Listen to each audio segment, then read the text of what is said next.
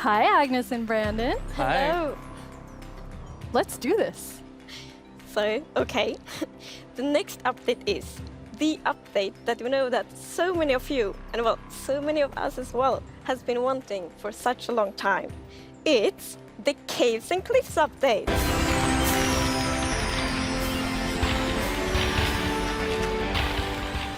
Hey everyone, welcome back to the channel. In today's video we are going to be talking about the Minecraft live event that just happened and the Caves and Cliffs update. So a lot to cover here in this new update, so let's start with the caves we all know and love in Minecraft. Now we, the Minecraft community, have been begging Mojang for a cave update, and now we have received some of the most beautiful, insane, and creepy caves in all of Minecraft.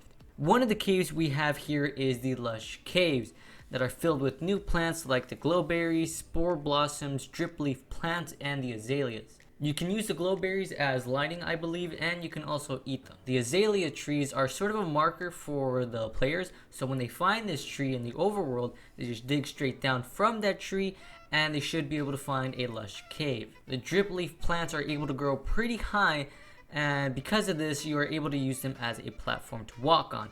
However, if you stand on them too long, the leaves will tip over and you'll fall straight through. And one last exciting thing that will be added with the Lush Caves is a brand new mob called the Axolotl. These derpy cute little creatures are obviously found in the Lush Caves, and you can scoop them up with buckets and you can make an aquarium or can take them with you in an ocean adventure. This is great because the Axolotl can help you attack hostile mobs like the Drowns, Guardians, and Elder Guardians in the ocean monuments. Also, when they get attacked, the Axolotl have some sort of special ability that allows them to play dead, and when this happens, no mob is able to attack them, which is super helpful when fighting mobs in the ocean monuments or in the ocean in general. Next up, we have the improved cave generation, and man, do these caves look amazing.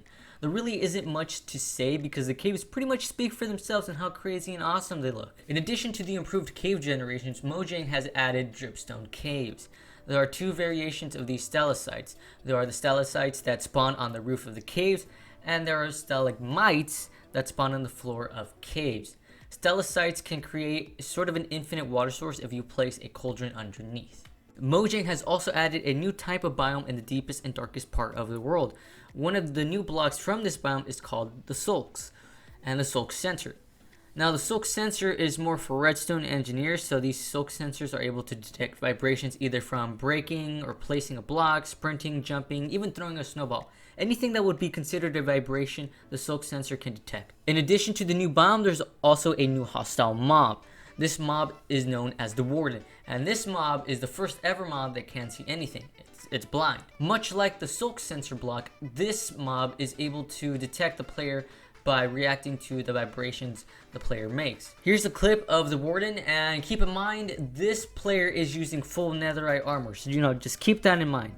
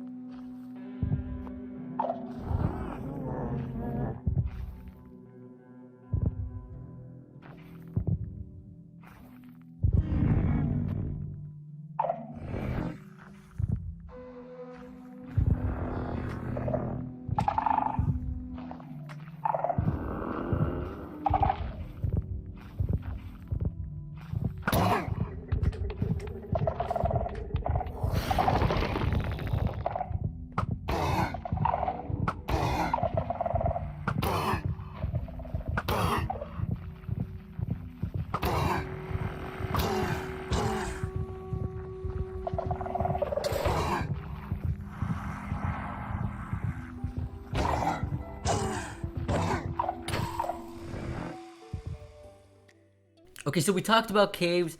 Let's talk about the mountains, because last year we got to vote on a new mob as well, and the one that won last year was the goats and snowier mountains. These goats spawn on mountaintops and are able to jump really high, and if provoked, they'll ram right into you.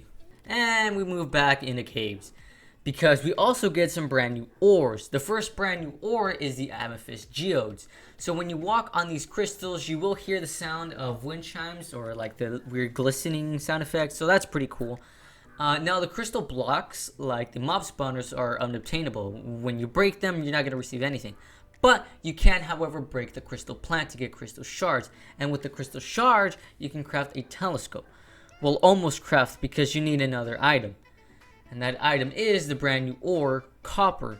You can make slabs, stairs, and blocks with the copper. An interesting mechanic they added to the game is oxidation. The older the copper blocks get, they start to turn into a greenish bluish color. In addition to making telescopes, copper can also be used to make lightning rods to help players who have a wooden or wool roofs on their base. And with all these brand new items, how are we, the players, going to store them? Well, Mojang created an item called the bundles, or bundles. With these bundles, you are able to hold a maximum of 64 items, whether it's 32 iron ingots, or 32 diamonds, or 16 pieces of coal, and 48 gold ingots, or even 64 flowers. Just the maximum capacity of these bundles is 64. Mojang has also added archaeological excavations. You'll find these sites all over the world where remnants of belongings can be discovered. You'll also be able to find and craft the new item called the brush. This item will help you uncover the mystery of these sites. You can use the brush to get rid of the rubble to find the artifacts. However, if you are not careful, you can destroy the artifact in its entirety. So I believe that is all that is coming to the Minecraft Cave and Cliff update. If you enjoyed the video, consider subscribing. Comment down below what feature you are mostly excited about. For me personally is the axolotl, and I'll see you guys in the next video.